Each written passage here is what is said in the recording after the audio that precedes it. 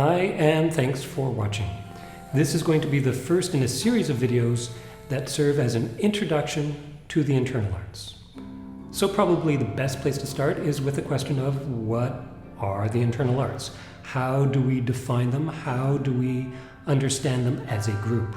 Examples of internal arts, of course, they tend to come all from the Chinese tradition with Qigong, and then the internal styles of martial arts, which are Tai Chi, Bagua Xingyi as good examples. But when we look at these, we want to have a better understanding of, well, what ties these together? What's the understanding of them? And the most practical example that I can give you comes from one that I use when I'm describing something like Tai Chi, the internal styles of martial arts. The definition I tend not to use is sometimes people will say, oh, well, internal martial arts, they tend to use more circular movements, which is correct. However, it's not the more fundamental reason that these arts are clustered together and seen as having something that are related to each other. To understand the internal styles, we need to make a distinction between health on one end and fitness on the other. The two are obviously related. You need your health to support you as you build your fitness. Anyone who's overtrained will know that trying to train your fitness at the expense of your health, and you will start getting injured. So, with this understanding in mind, this is one of the key concepts that comes from internal styles of martial art, where they say, before we train fitness, we first must train health. And when we're training health, we can see that the approaches are different. The movements tend to be slower. The demand can be adapted and moderated from high intensity to moderate intensity to low intensity. And there's an emphasis on coordinating the mind, the movement, the postures, and the body. So my definition of the internal arts is all of the arts that build fitness as a foundation for everything else. I want to introduce a parallel idea, a similar concept, and that is of the idea around physical literacy. Now, this is an idea, as I understand it, that is becoming to the attention of educators, in that to have a physical literacy, students need to be able to understand their bodies, understand how to move in their bodies and relate to their bodies. And before we train them sports skills like swinging a racket or preparing for a high jump, we first need to ensure the kids and students have physical literacy. I would extend this to include movement literacy, and not just for children, but for adults. I think there's a deficit of physical literacy and movement literacy amongst a large part of the population. And so, in the parallel, you need health. Before you can build your fitness, you need physical literacy before you can develop specific skills. And of course, in my mind, this idea of physical literacy and its connection to health, they're not unrelated. They do lend themselves to each other. And of course, from there, we have a link to something like a practice of Qigong. Qigong is a practice that tries to build our physical literacy, build our movement literacy. And so we should probably, in this video, look at a couple of physical literacy training things that come from Qigong. We'll do 3 different exercises, from simple to a little more complicated to a little more complicated. And let's take some time to build some physical literacy and some movement literacy. With Qigong, we'll start with natural respiration. The movement with our hands at our sides, feet shoulder width apart, feet parallel, not pointing out, but parallel. Weight over the heels, body upright, shoulders down. This is the basic standing posture for all of the examples. From here, we'll turn our palms out. We'll bring our hands up. Bending the elbows, we bring our palms down and lower our hands, relaxing our shoulders until our hands return to our sides. Opening out again, lifting the hands up. Relax the shoulders, lower the elbows, and just allow the hands to follow through. 2 more times, same motion, lifting up, then gathering in and settling down.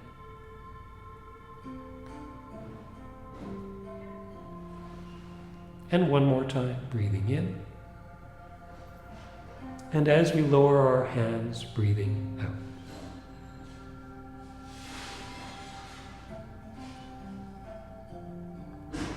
Good. Jumping ahead slightly to a topic I'll touch on in the next video, or a video about Qigong. The move itself is quite simple, and so it's easy for us to think in our minds, oh, I understand the movement, therefore I understand what's going on, which is true. Though what the movement is asking us to also do, not just understand the coordination of the movement, but to switch our mind from thinking to sensing. So what does it feel like to turn the arms out? What does it feel like to raise the arms up? How is the sensation changing as we relax our shoulders and allow our palms to gradually return to our sides? So this idea of sensing the movements, paying attention to the feedback from our body, this ties back to physical literacy, movement literacy, and of course is one of the central concepts in Qigong. Let's look at another Qigong movement. This one, not just hands and feet, and balancing. Single hand supporting the heavens. We bring our hands up, palms face up, about chest height. From here, we turn one palm to face down and the other palm to face up. As one hand goes up and the other goes down, we shift our weight onto one leg. On the side where the hand is going down to our side, that knee comes up. So we're balancing on one leg, hand is up on that side. Other hand down, turning both hands over at the same time, both feet on the ground. Bring the hands level with each other.